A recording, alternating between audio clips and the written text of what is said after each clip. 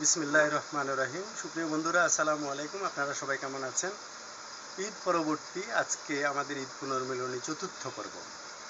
আমাদের মাঝে উপস্থিত আছেন আমাদের কেন্দ্রীয় মানবাধিকার নেতা, কেন্দ্রীয় পরিচালক, আমাদের প্রিয় আমিন ভাই। তো আপনারা সবাই চিনেন, অনেক বছর আমাদের এই সংগঠনের বয়সও 33 বছর। আর আমিন সাহেব কত বছর আছেন? 25 বছর। প্রায় 25 বছর আমিন ভাই আমাদের মানবাধিকার পরিবারে সম্পৃক্ত রয়েছি আমরা, এবং আমরা ভাই ভাই হিসাবে, বন্ধু হিসাবে আমাদের এই পরিবারের সকল দলমত নির্বিশেষে, ধর্ম বর্ণ নির্বিশেষে সেবার মঞ্চে উজ্জীবিত হয়ে প্রাণের টানে আমাদের এই প্ল্যাটফর্ম।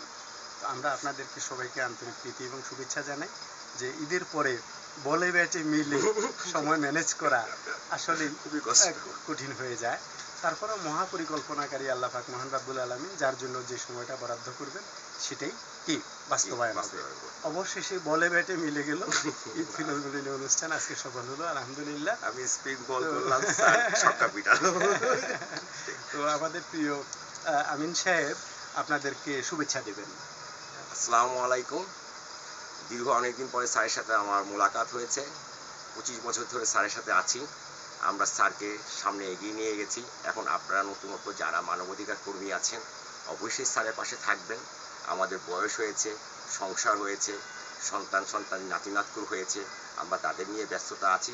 বিশেষ কোনো প্রোগ্রামে স্যার যদি আমাদের প্রয়োজন মনে করেন অবশ্যই আমাদেরকে ডাকলে আমরা সেখানে উপস্থিত হই। আপনারা স্যারের পাশে থাকবেন, সর্বক্ষণ স্যারের সহযোগিতা করবেন, স্যারের সুস্বাস্থ্য দিয়ে খেয়াল রাখবেন। এই বলে আপনাদের কাছে আমি দোয়া ও শুভকামনা সবার জন্য। তো সকলের জন্য শুভকামনা রইল, কারণ সবাই যদি ভালো থাকে আমাদের অনেক ভালো লাগে।